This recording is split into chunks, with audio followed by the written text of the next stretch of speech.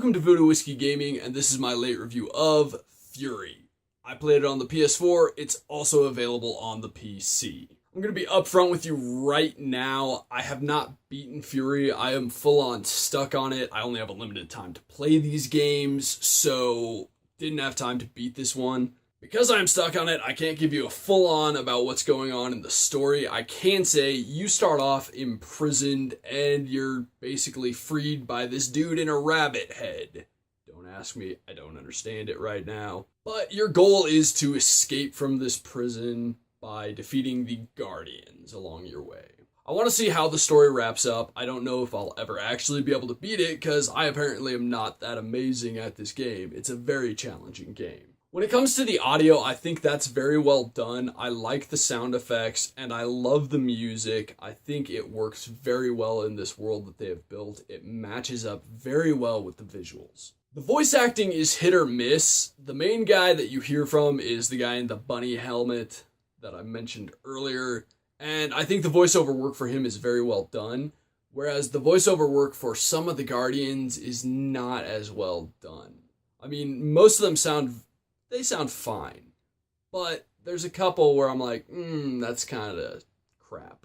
This game is a, twin-stick shooter hack and slash type game, but this is also kind of the area where it falls short. There's not a ton of gameplay in this game.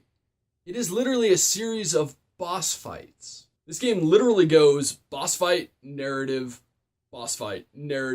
rinse and repeat this process. And when I say walking from one boss fight to the next, I do literally mean walking. That is this guy's only pace, is snail's pace if you are outside of a boss fight. The only thing I did learn is that you can trigger an auto walk mode where he just goes between the two zones on his own and you don't have to try and control him because it doesn't work so well when it switches cameras. And if you do turn on the auto walk, it allows you to just kind of stroll through and experience the story and listen to the guy who's actually speaking. And so I did enjoy that to an extent. I still would have liked some exploration outside of the boss fights. When you're in the boss fights and you're actually performing the combat, the game controls really well.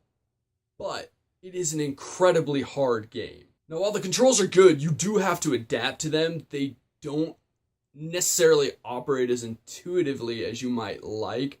You just have to adapt to their style. Like to dodge, it's not an instantaneous event. He kind of has to charge up to dodge. And it is actually a charge up. It's not unresponsive controls. When you're attacking, when you're doing anything, it does respond immediately, but he may have to charge to do what you want him to do. Now, as for the graphics, I honestly loved the visuals of this game. I think it is a beautiful game, specifically because of the art style. I think the art style is very unique.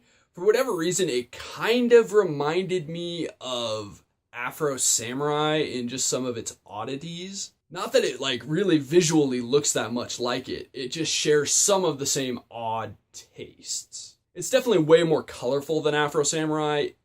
I don't know. I think it's a beautiful game, but unfortunately a beautiful game isn't a selling point. At the end of the day, I really want to enjoy this game, and I will definitely go back and play some more of it and try and get myself unstuck because I am interested in the story. But considering that there's only boss fights, I just have issues going, yeah, go out and buy this game. And I looked at the price. It's $25. I just can't imagine paying that much for this game. It's free right now. As of filming this video, it's free on the PS4. If you're a PlayStation Plus member, which you kind of have to be online for the PS4. But it's free right now, and that's a perfect price for this game as it stands. I honestly, if I did have to pay for this game, I wouldn't recommend this game. Maybe if this game was $5 to $10 and you were looking for a game that's incredibly challenging, I would full on recommend this to you. But as it stands, $25, hell no. Free right now? Yeah, sure, go and download it. Okay, so in the comments below, why don't you tell me what your favorite hack and slash game is? Thanks for watching, and if you enjoyed the video, please hit that like button. And if you like what I'm doing in general, share or subscribe. Have a good one.